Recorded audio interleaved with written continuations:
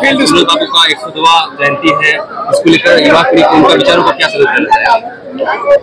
विनोद बाबू निश्चित रूप से इस क्षेत्र में जो शोषण दमन था या आंतरिक उपनिवेश कहें, उनका बोध कराने में विनोद बाबू एके राय, शिबू सोरेन जी का बहुत बड़ा देन रहा। यहाँ के लोगों को सचेत करके हक अधिकार की लड़ाई में भागीदारी बनाने की दिशा में उनका जो योगदान रहा आज भी स्मरणीय है।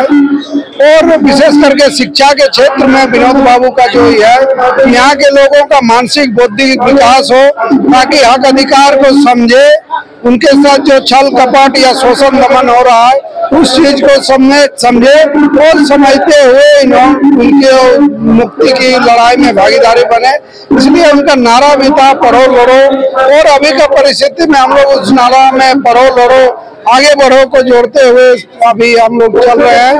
और ये जो कार्यक्रम है ये उनके निधन के बाद से ही शुरू हुआ। हमको लगता है कि विनोद बाबू का जन्म तिथि पर कार्यक्रम इस कोयलांचल में सबसे पहले यह बीबीएम में ही शुरू हुआ था, और साथ ही जगन्नाथ बाबू भी उस समय शुरू किए थे जन्मदिन के अवसर पर। अभी सभी जगह हो रहा है।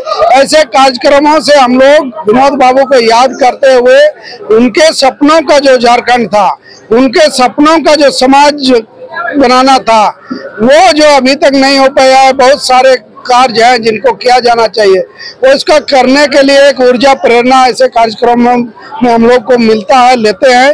और आने वाला जो चुनौती है, संघर्ष है, समाज गढ़ने का, शोषण दमन से मुक्ति का, या उनके सपनों का झारखंड बनाने की दिशा में हम लोग संघर्ष को आगे बढ़ाते हैं। इसलिए सब लोग जुटे हैं। हम लोग पुनः इस साल भी संकल्पित होंगे और इस संकल्प के साथ जो है, जो चुनौती है, जो संघर्ष है, उसको मुकाम तक ले जाने का काम करेंगे।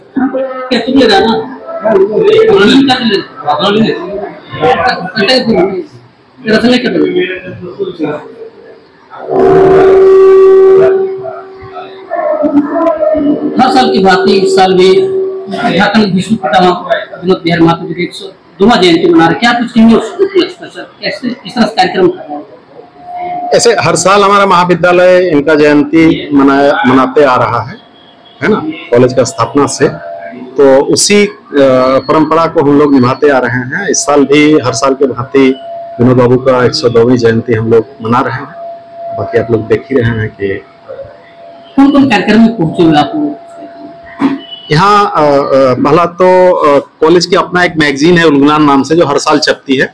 इसके अलावा इस कॉलेज को जो चलाती है एक संस्था बीबीएम इंटर महाविद्यालय विकास समिति, वो एक त्रैमासिक पत्रिका छापती है नौतुन डहर करके। ये दोनों पत्रिका का विमोचन भी होगा। इसके अलावा सांस्कृतिक कार्यक्रम है, और पूरा बलियापुर ब्लॉक में जो हर शिक्षण संस्थान में जो टॉपर विद्यार्थी होते हैं उसको हम लोग पुरस्कृत करते हैं।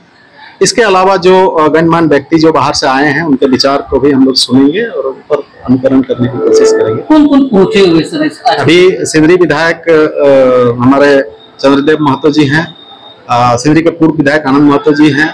इसके अलावा निरसा के विधायक रूप चटर्जी जी अभी तक पहुंचे हुए हैं। विनोद बिहारी का जो सपना था करोड़ लोग, उन्हीं के विद्यालय से आप प्रिंसिपल है, क्या कुछ कहें, कितना सफल देख पा रहे शिक्षा के माध्यम से खासकर जाकर?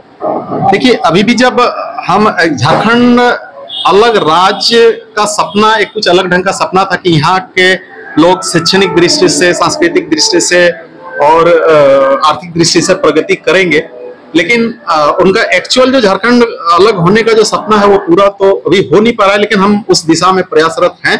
काफी हद तक हम लोग उस रास्ते में आगे बढ़े हैं। अभी और बहुत सारे रास्ता तय करना बाकी है।